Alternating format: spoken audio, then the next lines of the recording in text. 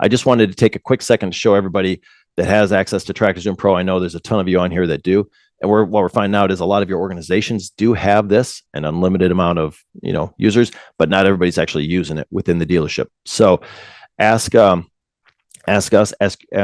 Tractor Zoom Pro point of contact to see how you get access to this, because it's as simple as going in, have a single sign-on login, and then you can just go in, look at search results, quick search here, and we've got Magnum 340s pulled up here in a second. You can pull them up. It's great for finding comps, doing the day in, day out work without having to scroll through tons of Google or kind of junk to find what you're looking for. You can quickly do a filter for condition, sale date, which matters in these, to find some recent data, or even things like the amount of hours, obviously, that you're looking for. What I want to use this for, what I want to show you all now, though, is maybe a lesser known benefit of this.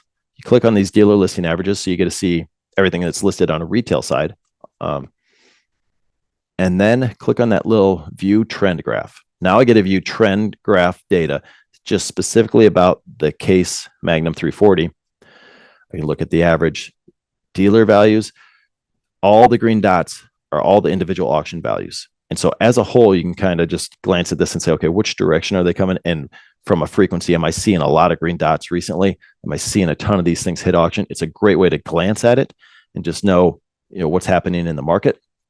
Right now, my time filter is set for like a 2-year time span, which is kind of the max you want to look at. Actually, I should move this up.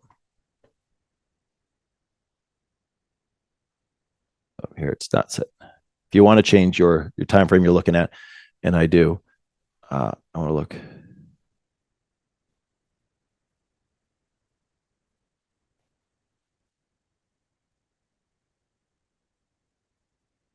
There we go.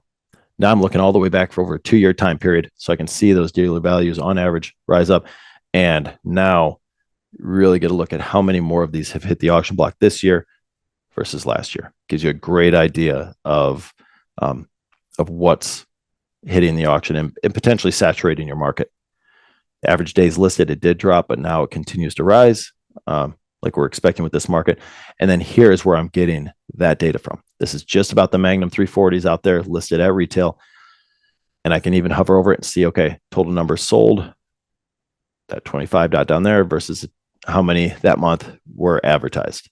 I divide the 25 over the 179 and I get my monthly turn rate, multiply it by 12, get your annualized estimated turn rate. So I'll use that a lot. There's a ton of other stuff in here that you can use too. Look at my individual auction sales by month of what's happening. It can even look at the average value for all the different hours that are out there, and dealer versus auction values. Start to see that percent gap difference. Now, if the N is really small, you'll get some variance in there.